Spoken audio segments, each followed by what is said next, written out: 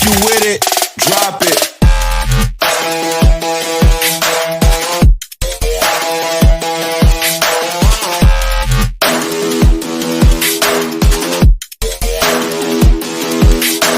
Introduce you to my audience. So tell my audience who you are. I know you are the co-founder of a fabulous non-corporate girl podcast. You are a LinkedIn expert. You got a background in fashion and branding, personal branding. So tell my audience like how dope you are. Just tell them. I love it. Thank you. Thank you so much for having me on here. It's just great to chop it up with you. So, hi, everyone. My name is Ayanna Dutton Diaz, and I am a strategic marketing leader. I am an entrepreneur. I'm a speaker, and I'm a professional brand development consultant. From my my journey has been very interesting. I've worked in a ton of different industries, starting with fashion, moving into tech, and everything in between. And storytelling has always been at the heart of what I've done. Creating has always been at the heart of who I am. And so I kind of take all of those pieces and kind of like help it frame my purpose in a sense. So I like to say my superpower is helping people tap into their potential. And I do that in lots of different ways. Currently, I do that by branding. I help individuals and brands brand themselves, understand their story, understand how they want to communicate it, understand who they're talking to, and how they can be authentically themselves.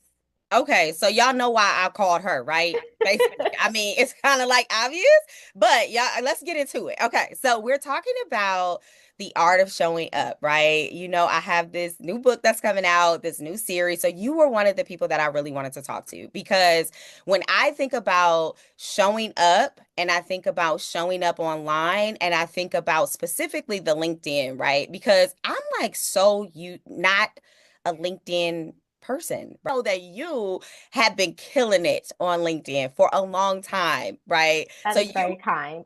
it is.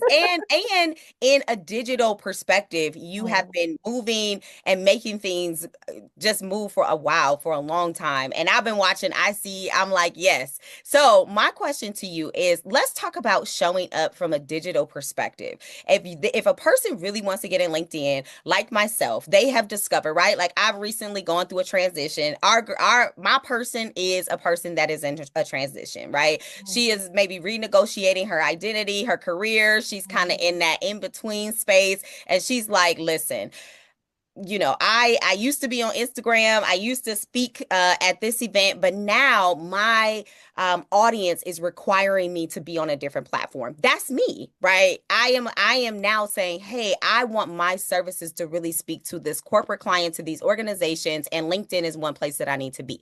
So what are like your top 3 tips if a person is trying to show up powerfully on LinkedIn and they're new to it? And I know the algorithms and the back end and the tech aspect is always changing. So, what are some really good tips about showing up online? Yes, thank you for the question. So, the first thing I always tell everyone is get clear on your why. Okay. Like LinkedIn is not a resume. It's not. LinkedIn is a digital platform. And the biggest thing that LinkedIn offers is that networking component. And you're able to do it in so many different ways, right? So, you can't just think that you're going to copy and paste your resume to your LinkedIn. That's not how it works.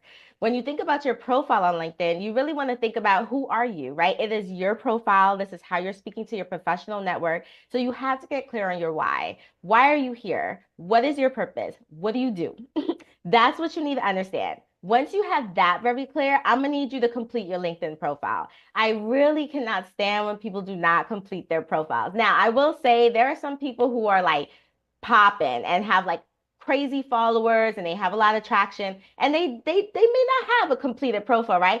But they've also optimized their engagement. And so that's a different lane. Like if you are a thought leader on the platform and you're optimizing your engagement heavy, you probably get to do that. But for the most part, I would say everyone should complete their profile from top to bottom and just make sure that it is very clear. When you're thinking about your profile, I don't want to have a generic about me. I don't want your about me to be a copy paste summary from your resume. I want it to be a storytelling format. I want you to tell me a story about who you are. That's what I want to see. That's what everyone wants to see on LinkedIn. Same thing with your compelling headline. That needs to be compelling. That's the difference between a headline and compelling.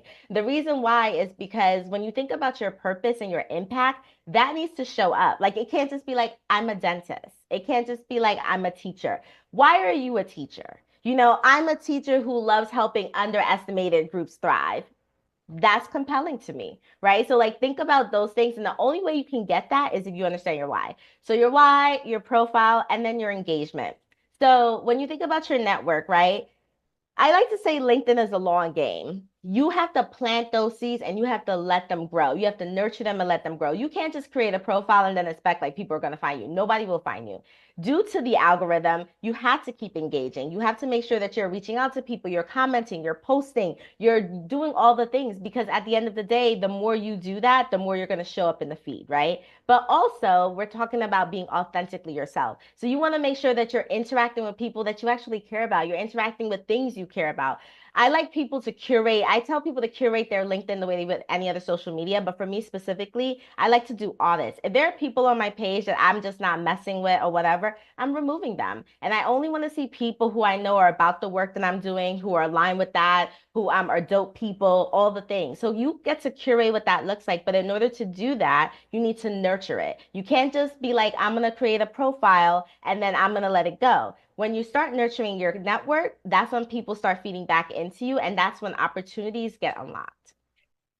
Okay, we got to break some of this down because that's not what I thought about LinkedIn at all. Like, I literally, it's not. It's like I thought about LinkedIn like it is a resume, it's my online resume. And the way that I engage with LinkedIn is very different than the way that I engage with Facebook or the way that I would engage with Instagram, right? Like, I think that Instagram is very visual, right? So I'm probably going to put very visually compelling things there.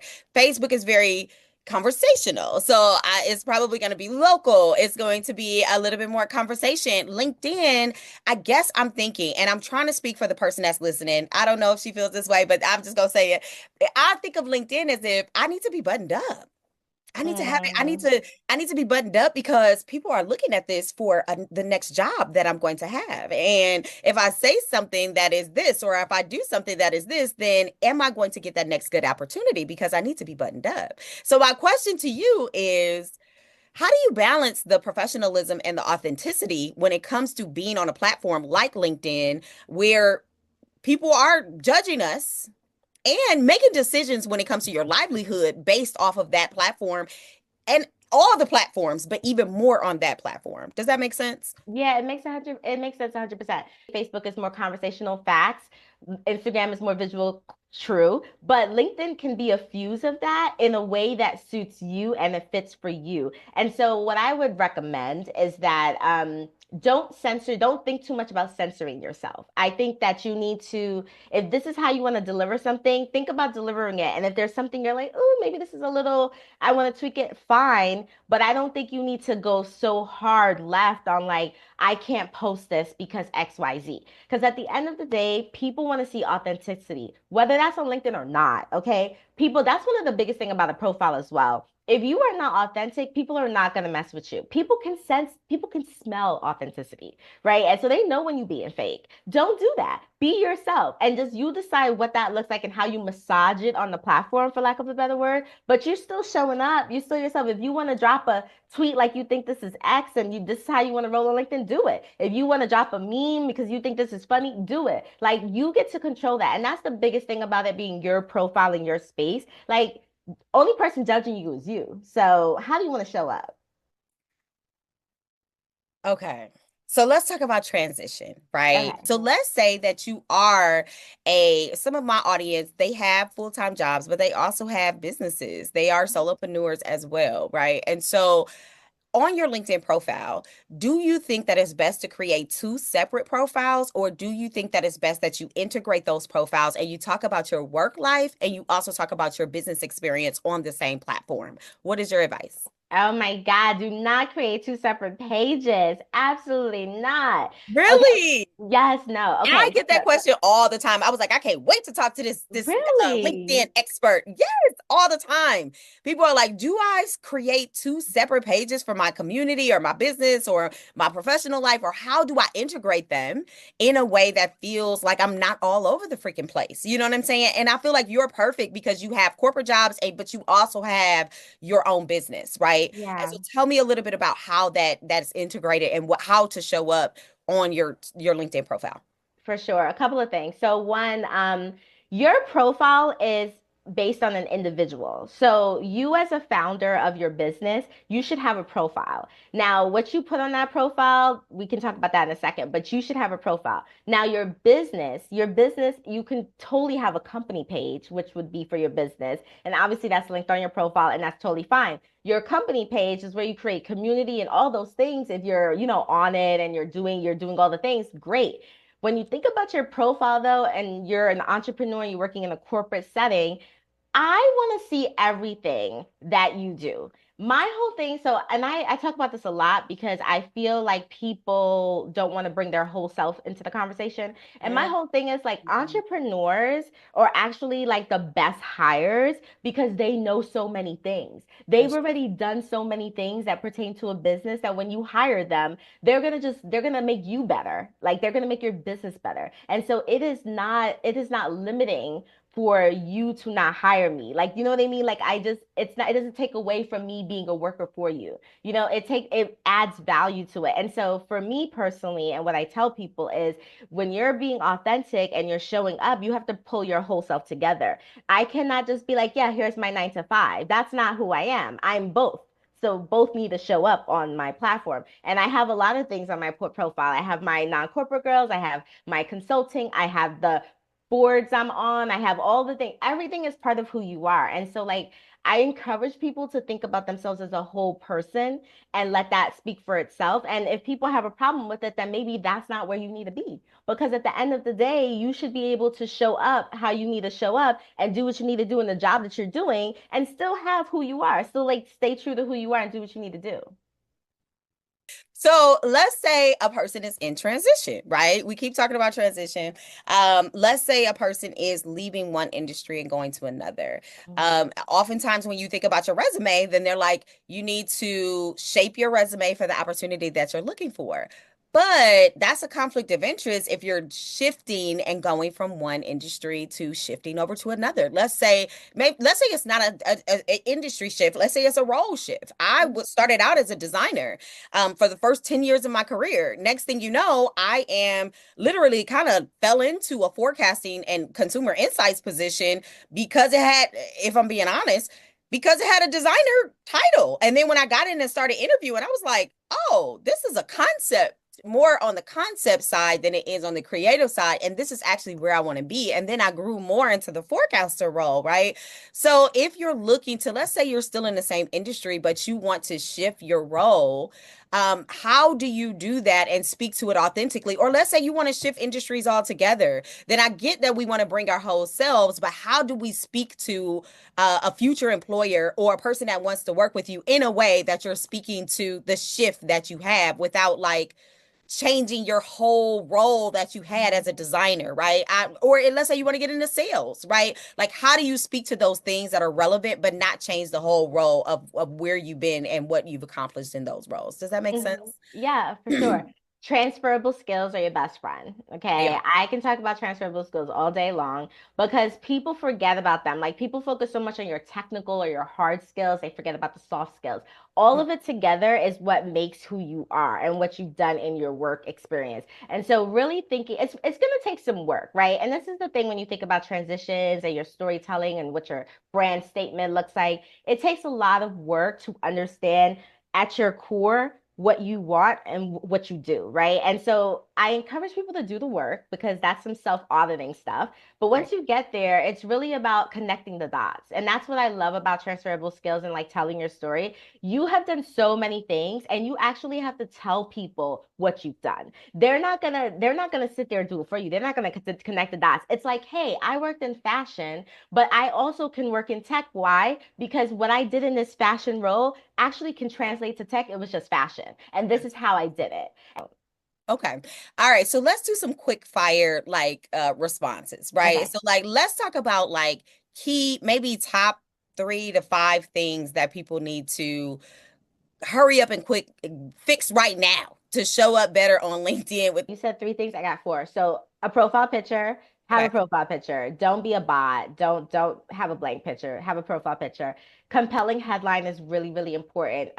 I like to think of LinkedIn as a user experience. So people are going to start with your profile. They're going to go your profile photo. They're going to go down to your headline. They'll go down to your about. You want people to stay on your page. So your profile, your compelling headline, and then the last thing, well, two last things, featured content. It's a section right under your about. People like totally forget about this section, but it's literally your visual portfolio. So like if you don't even have a lot of things going on with your LinkedIn profile, but you do so many dope things in the world, add that, add the links, add the articles, add the interviews, add the sites, add everything. Because again, you're driving people to know more about your work. And so that's just a really good place to highlight everything about you. Like don't be humble, highlight it.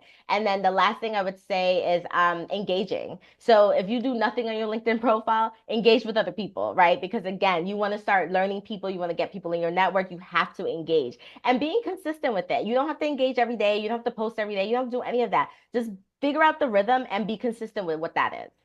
Got it. Okay, so let's talk about the newsletter that's happening on On LinkedIn. LinkedIn. Tell me a little bit about that. Because right now we have a lot of, especially as a digital entrepreneur, then newsletters are the nurturing aspects of, nurture being able to nurture your audience is really important. It's really up to you. It's really up to the person. If this person is someone that likes long form content, so you like the blogging, you like the newsletters, you have a lot to say about your industry, or you're an expert in certain things that you just feel like people need to know, you should have a newsletter. The newsletter is cool because it's really easy. Like it's literally embedded into the platform. So literally, like once you create it, people subscribe, it gets into their email. Like you don't have to do anything. You don't have to alert anyone. It just does it for you. You can create your own cadence, bi-weekly, monthly, however you decide to post. And it's pretty simple. Like there's no bells and whistles. You can't do too many things, but you can add photos, you can have a banner. You could just shoot your stuff. You could just say whatever you want to say, and people will gravitate towards that. And the more, again, consistent you are,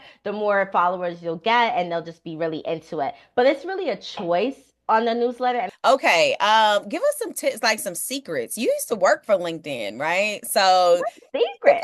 you got some secrets. You got some secrets on it. Everybody is talking about how do I get around this platform? I mean, this algorithm, and how do I do this and how do I do that? So give us some insider tips. The thing about the algorithm is it's always changing. Again, there's no secret, but you got to actually be on the platform. You have to be on the platform. Like you will not make anything happen if you are not engaging and doing things on the platform. And that's just like facts. So how do we get in touch with you? Let's talk about, if let's say somebody sees this and they're like, you know what, she is my jam and I want to work with her. So, non-corporate girls, noncorporategirls.com, non-corporate girls on all platforms. To listen to our episodes, we are coming back with season 7 in the summer. But to listen to our past episodes, you can go straight to our website. All of our episodes are embedded, or you can go on Spotify, Apple, Pandora, wherever you like to listen to your podcasts.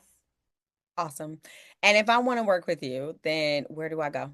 Yeah, so my website, ayannadutton.com, you can go to schedule, and I have a couple of options there. You can book a complimentary call. I'd love to just talk to people and help them figure out if they need like validation, accountability, clarity on whatever they're doing in their lives. And I'm here to help. So please do that. You can follow me on LinkedIn, Ayanna Dutton, everywhere. And I'm on Instagram. I'm on all social platforms at the_Aya_brand. And congratulations on everything. I just really have really enjoyed catching up with you, even the whole long conversation. Actually met in a personal development. Well, we're debating, right? Because We she don't know where felt we we met. met. She felt like we met in fashion, but I feel like I remember us meeting in this personal development community where we were both doing the work, where we were trying to work on ourselves and we were trying to develop ourselves as leaders, and we were trying to figure out our limiting beliefs and what's going on. And I think I would love, there's so many things I could talk to you about. I could literally talk to you about the power of doing the work, the power of the pivot, the power of, just it's so Girl. motherhood, right? Like getting older and what that looks like. And so there's so many ways that I feel like people can connect with you. So I would definitely encourage everybody to go and connect with her online. She's super dope. hope, and you're going to hear from her later because I'm going to bug her and we're going to have another interview at some point here in the near future. So thank you so much for joining me. Thank you for helping us show up even more on LinkedIn and just in our digital presence. And I appreciate your time for sure. Thank you, Queen. I appreciate you. And I'm so excited for all things to come. Thank you.